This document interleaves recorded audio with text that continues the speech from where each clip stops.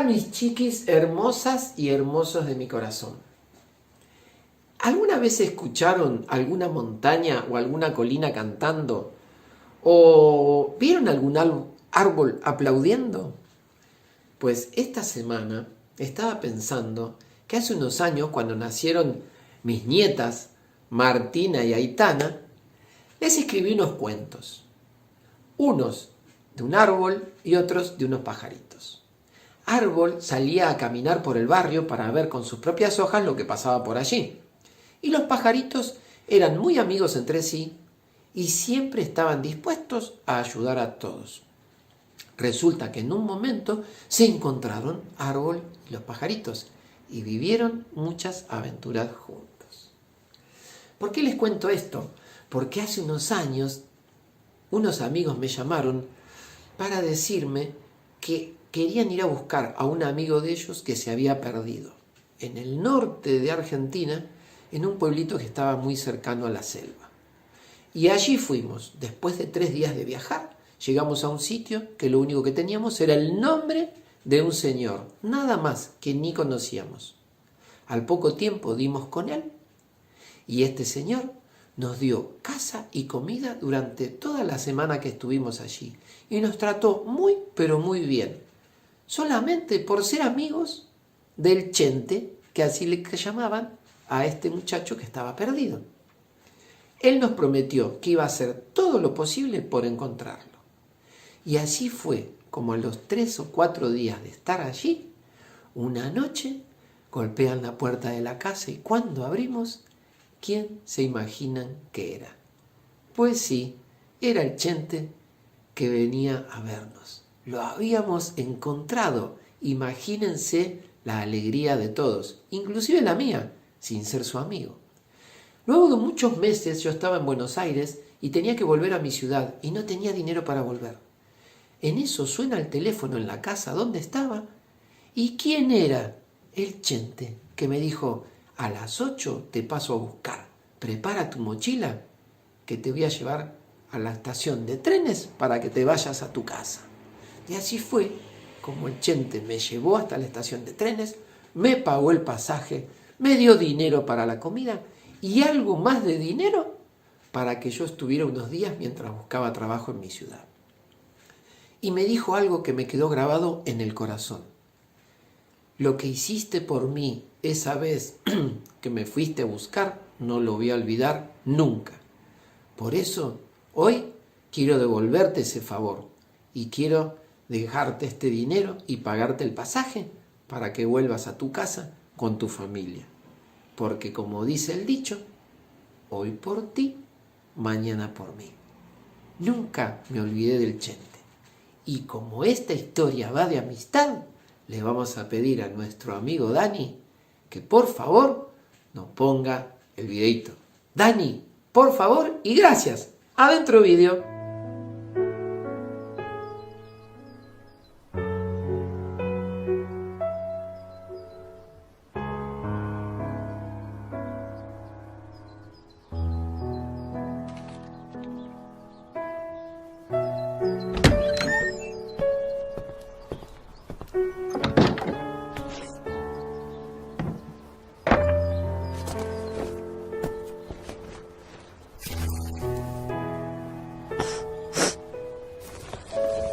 Voy.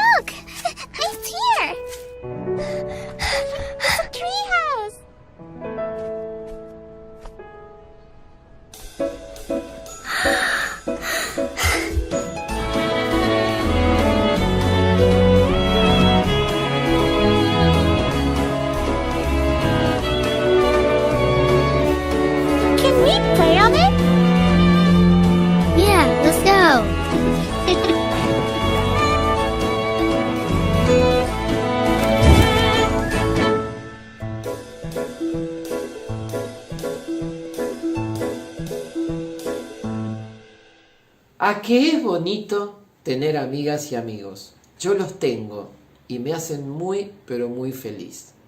Cultiva la amistad, que es un don de los más preciados que Dios nos dio. ¿Y cómo se cultiva la amistad?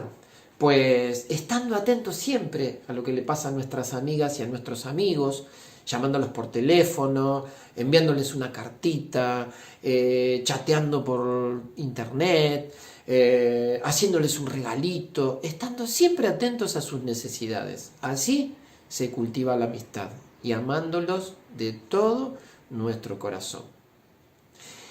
Pero también no solo se cultiva la amistad con las personas, también se puede cultivar la amistad con la naturaleza. Nuestro planeta nos necesita porque está pasando momentos muy malos, momentos de contaminación, momentos de incertidumbre por los virus que hay. Debemos cuidarnos y cuidar a los demás y cuidar la naturaleza, a los animales, a las plantas y a nuestro entorno, para que podamos vivir mucho mejor. Jesús en Juan 15 nos dice que somos sus amigos. Aquí es un privilegio. Me encanta que nuestro Dios y nuestro Salvador nos diga amigos. Entonces, la amistad que tiene Jesús con nosotros es algo maravilloso. ¿Por qué? Porque Él como amigo se alegra mucho cuando hacemos las cosas bien, porque saben que es bueno para nosotros. Pero no se enoja cuando hacemos las cosas mal, sino que nos enseña a cómo hacerlas bien. ¿Y por qué? Porque es nuestro amigo. ¿A qué es bonito tener un amigo como Jesús? Siempre le doy gracias a Dios por eso. Así que, hagamos hoy, aunque no sea el día del amigo, hagamos hoy el día de la amistad y digamos a nuestros amigos, os amo, os quiero mucho y os necesito. Sí, así que feliz día de la amistad, aunque sea solo nuestra, feliz día. Bueno, mis chiquis queridos, si Dios quiere, la semana que viene nos volvemos a ver. Saben que los amo con todo mi corazón. Así que será hasta la próxima. Adiós. ¿Quieren saber la respuesta a mi primera pregunta? Pues busquen en Isaías capítulo 55, versículos 6 al 12. ¿Qué será?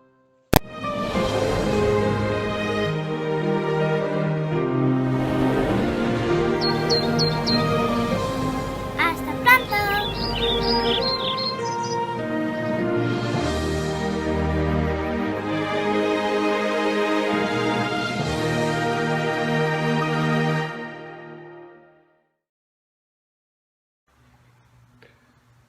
Muy buenos días, mis queridos hermanos de la Iglesia de Lomas de Zamora. Hace ya algún tiempo que estamos sabiendo que en esta fecha vamos a tener que estar con ustedes para tener un momento de meditación en la hora del sermón. Para este momento hemos elegido un texto muy conocido para la mayoría de nosotros. Ese texto está escrito por el apóstol San Pablo, un hombre que fue un perseguidor, pero que terminó siendo el principal de los apóstoles que tuvo el Señor Jesús. Aunque él no trabajó directamente con el Señor Jesús, no estuvo en esos 30 años mientras él estuvo aquí en la tierra, pero sin embargo él aceptó el llamado del Señor en esa visión que él tuvo en camino a Damasco y fue el más prolífico de todos los autores de la Biblia que tenemos en nuestros días con nosotros. Y de él estamos eligiendo un texto sobre el cual queremos meditar en esta mañana. Ese texto está ubicado en el libro de Romanos, el capítulo 8 y el versículo 28. Estoy seguro que muchos de nosotros lo conocemos muy bien, porque muchas veces habremos leído y muchas veces hemos experimentado lo que este texto justamente nos dice. El texto dice, Romanos 8, versículo 28, a los que a Dios aman, todas las cosas le ayudan para bien. El texto nos dice, nos habla en primer lugar acerca de Dios y también nos habla acerca de nosotros.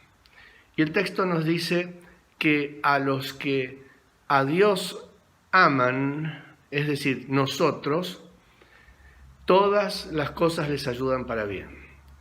Porque nosotros amamos, porque el Señor nos amó primero a nosotros. Está hablándonos acerca del principal motivo por el cual Él vino, Jesús, a la tierra. Está hablándonos acerca del amor. De qué manera nosotros amamos a Dios. ¿Cuándo los amamos a Dios? Siempre lo amamos, o a veces parecería que tendríamos situaciones en las cuales el Señor no está con nosotros. Y sobre eso es que queremos hablar en esta mañana. Porque todos vivimos en este mundo en el cual vemos que hay cosas buenas, porque aquí dice todas las cosas ayudan para bien, y hay cosas muy buenas, pero también hay cosas malas.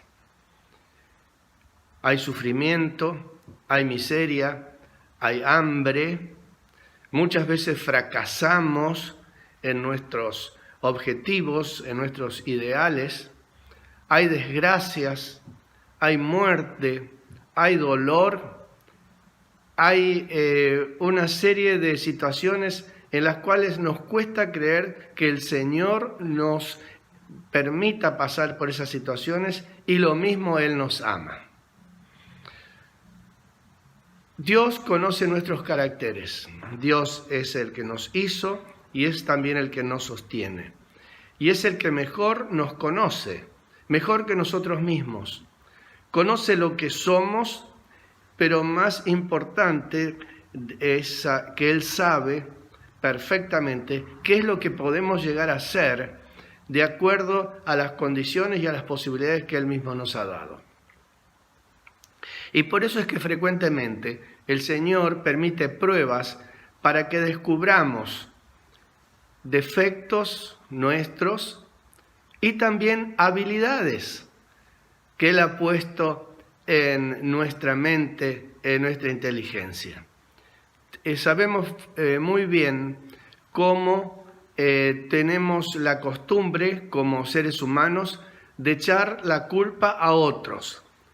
Y a veces cuando hay alguna cosa que no nos está andando bien, decimos, el Señor no quiere. En otras palabras, Señor, tú tienes la culpa de que yo esté en este problema. Esto es una costumbre muy antigua. Ya Adán lo hizo cuando le echó la culpa a Eva de su fracaso en ser obediente. La mujer que me has dado. E indirectamente estaba acusándolo a Dios por haberle dado esa mujer que lo hacía feliz, esa mujer que le dio los hijos, esa mujer que era preciosa para él. Las pruebas permiten al hombre desarrollar sus facultades y ser más eficientes. Todos conocemos, ¿no es cierto?, el proceso por el cual tiene que pasar una piedra tosca, sin forma, para llegar a ser un diamante pulido. Y digamos también que no todas las piedras sirven para descubrir un diamante después que se lo ha trabajado. Con el oro y con la plata acontece lo mismo. Tenemos piedras, ¿no es cierto?, metales informes que recién comienzan a ser útiles y comienzan a brillar después que han pasado por la prueba del fuego. El oro y la plata recién después de haber pasado por el crisol tienen algún valor. Y Jesús, Dios, nos dice en Isaías el capítulo 48 y el versículo 10 lo siguiente: He aquí, te he purificado, y no como plata, te he escogido en horno de aflicción. Aquí el Señor hace una analogía, ¿no es cierto?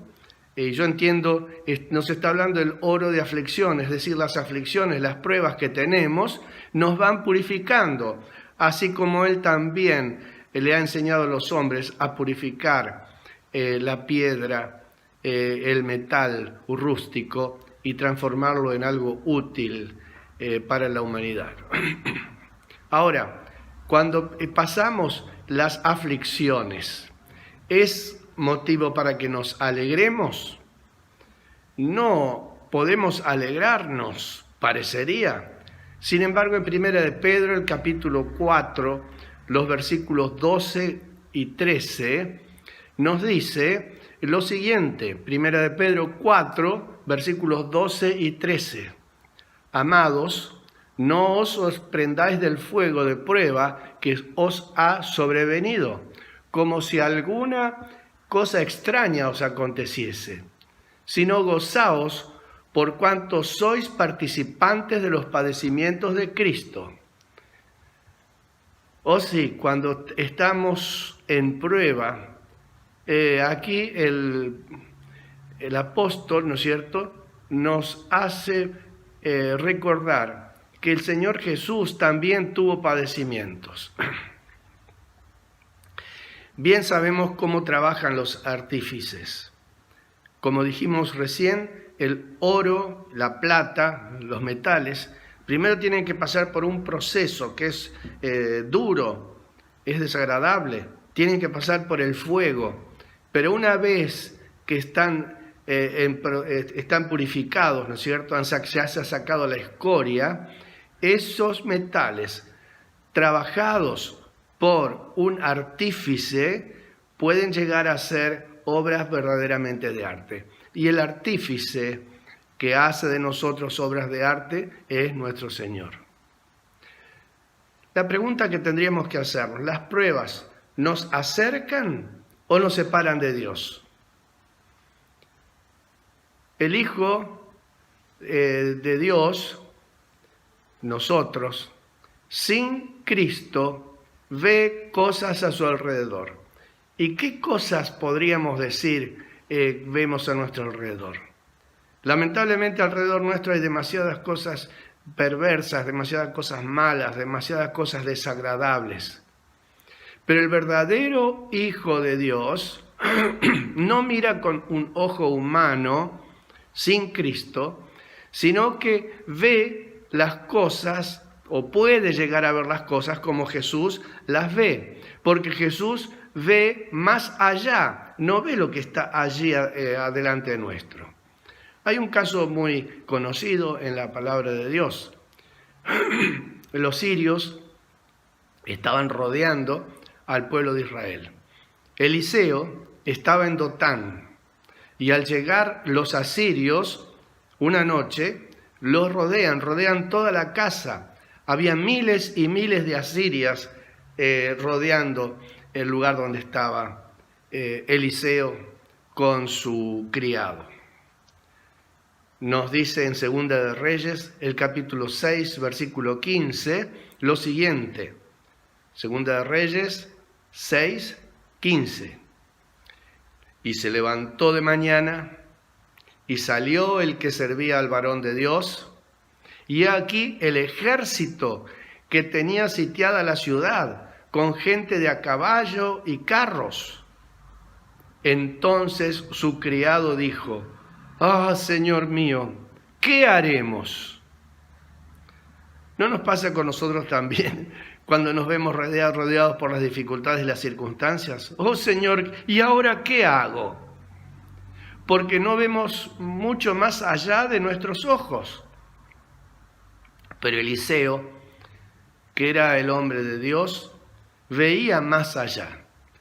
Eliseo, según encontramos allí en capítulo 16 y 17, ¿no es cierto?, dice, o mejor dicho, le dice a su siervo: «No tengas miedo, porque más son los que están con nosotros que los que están con ellos».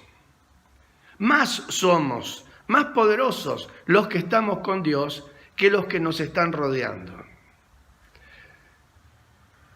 Tenemos que reconocer que tenemos dificultades y vivimos en medio de las dificultades. En Hebreos, nuevamente volvamos al apóstol San Pablo, el capítulo 12, versículo 11, nos dice: es verdad que ninguna disciplina al presente parece ser causa de gozo, sino de tristeza, pero después da fruto apacible de justicia a los que en ella son ejercitados. Aquí hay una palabrita clave. Es verdad que ninguna disciplina. Parecería que el Señor utiliza las pruebas como una disciplina, como un elemento para enseñarnos, para corregirnos, para ponernos y mantenernos en el buen camino. Las dificultades no son tropiezos, sino que si lo vemos desde el punto de vista de Dios, las dificultades son escalones que nos elevan hasta la altura que el Señor quiere que vivamos. Hay un ejemplo clásico en la Biblia, que es el caso de José. Recuerdan que había sido vendido por sus hermanos que lo odiaban, ¿verdad? Él llegó a Egipto y realmente él pasó por dificultades muy, pero muy serias. No sé si alguno de nosotros habrá tenido, ¿no es cierto?, que pasar por dificultades. Inclusive estuvo con su cabeza por rodar por el piso cuando la esposa de Potifar lo denuncia como que se había querido aprovechar de ella. Pero como José tenía una manera de vivir correcta, Potifar entendió que no era él el que tenía el problema. Y por eso es que lo mandó a la cárcel. Recuerden, no vamos a hacer toda la historia, ¿no es cierto? El asunto es que después de estar en la cárcel, llegó a ser el segundo después de el faraón. Y cuando la miseria llegó también a Canaán, donde estaba Jacob, su padre, quien había sufrido mucho por la pérdida de su hijo, y él los manda para que vayan a comprar alimentos a Egipto. Luego de una serie de situaciones, él se presenta ante ellos, se hace reconocido, les dice: yo soy José. Y por supuesto sus hermanos en ese momento dijeron: bueno, aquí no hay posibilidades para nosotros. Pero allí en Génesis 45, 5 y 9, José dice una frase que realmente es extraordinaria. Habla de un hombre que a las pruebas les da el verdadero significado. Fíjense cómo dice, Génesis 45, 5, ahora pues, no os entristezcáis, ni os pese de haberme vendido acá, porque para preservación de vida me envió Dios a vosotros. En el versículo 8 dice así: así pues, no me enviasteis acá vosotros, sino Dios, que me ha puesto por padre de Faraón y por señor de toda su casa y por gobernador en toda la tierra de Egipto. Daos prisa, id a mi padre y decidle: así dice tu hijo José, Dios me ha puesto por señor de todo Egipto. Ven a mí, no te detengas. ¿Qué actitud la de José? Él tenía todo el poder para tomarse venganza, pero esa prueba muy severa, ese paso por el fuego de la prueba que había tenido, él lo entiende como una gran oportunidad que Dios ha dado, no solamente para él, sino para toda la familia, porque a causa de que él ahora estaba en Egipto, es que toda su familia podía salvarse de la gran hambruna que había en aquel entonces en toda la tierra. Hay otro caso también, y es el caso de Jacob. En este caso, Jacob el mentiroso, ¿no es cierto?, como significaba su nombre, había hecho una cosa muy mala. Había mentido, había engañado a su padre en primer lugar, está bien que insinuado por su madre, pero él era el que había hecho lo malo, y entonces se había quedado con la primogenitura que le correspondía a su hermano. Podemos hablar largo sobre el asunto, pero el asunto es que su hermano Esaú se enojó mucho con él y lo comenzó a perseguir. Por eso es que él se tuvo que ir muy lejos, ¿no es cierto?, hasta tierra de Madián, donde estuvo muchos años. Y un día, y eso aparece allí en Génesis 32, 6 y 7, Dios permitió que se encontraran. Jacob para eso se tuvo que preparar. Toda una noche estuvo luchando allí con el ángel.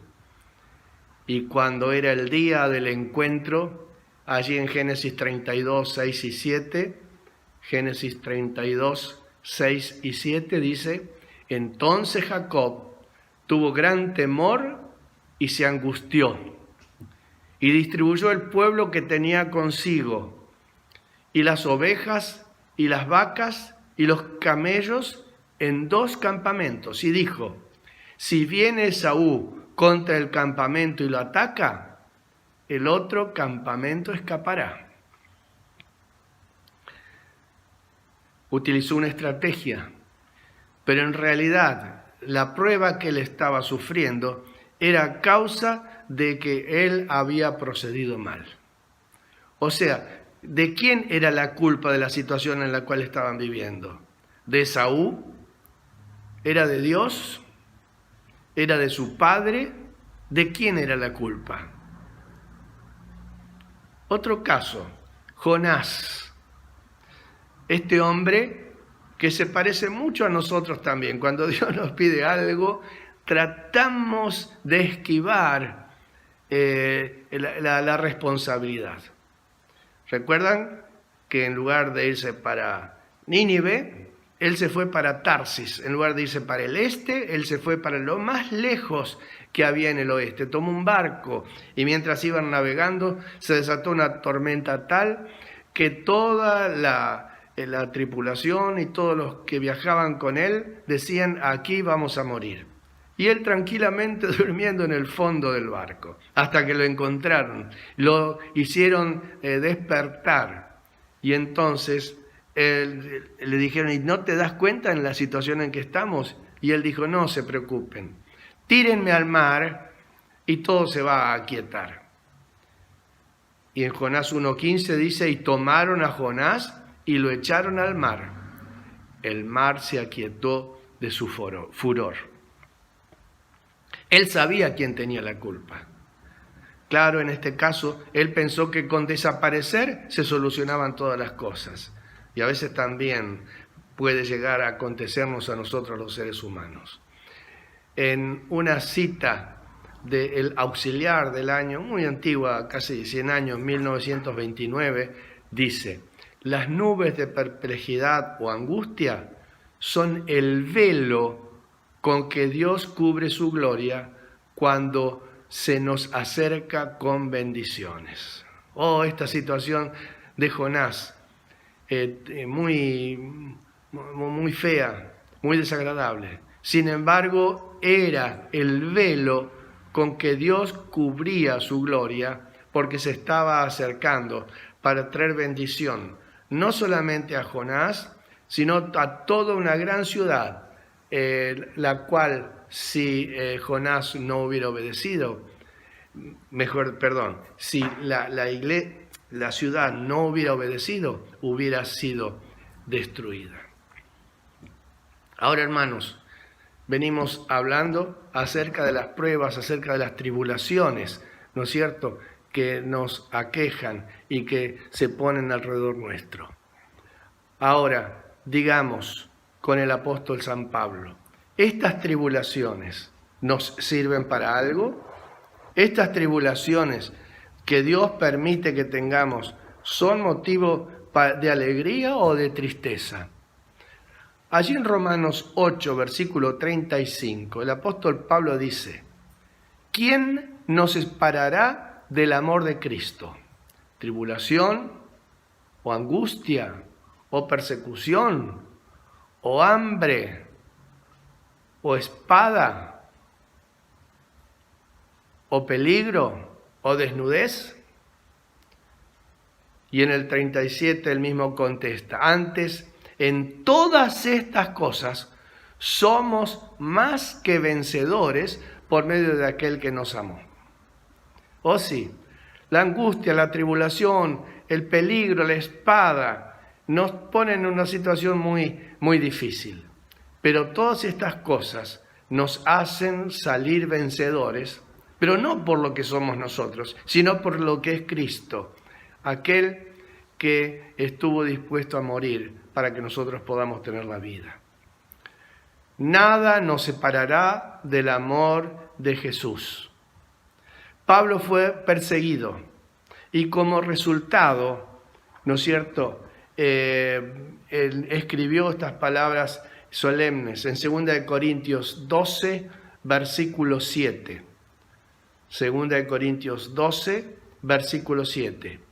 Y para que la grandeza de las revelaciones no me exaltasen desmedidamente, fue dado un aguijón en mi carne, un mensajero de Satanás que me abofeté para que no me enaltezca sobremanera.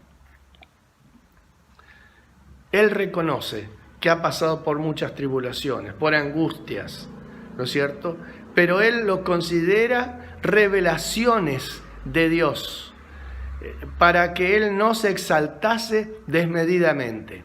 Y por eso Dios permitió que él tuviese lo que él llama un aguijón en mi carne.